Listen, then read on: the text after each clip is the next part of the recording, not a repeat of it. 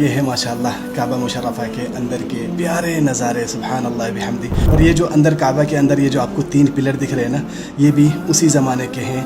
हज़रत अब्दुल्ला बिन ज़ुबैर रज़ियल्लाहु अन्हु ने इसको बनवाया था। और ये जो आपको गेट दिख रहा है ना, इसको कहते हैं बाबु तौबा। इसी से काबा की छत पे जाने का रास्ता हुआ करता था। और ये है माशाअल्लाह काबा मुशर्रफा के अंदर के प्यारे नज़ारे, सुभान अल्लाह बिहम्दी। ये जो ऊपर आपको जो गिलाफ दिख रहा है ग्रीन कलर का, ये हमने आपको किस्वा फैक्ट्री में दिखाया था।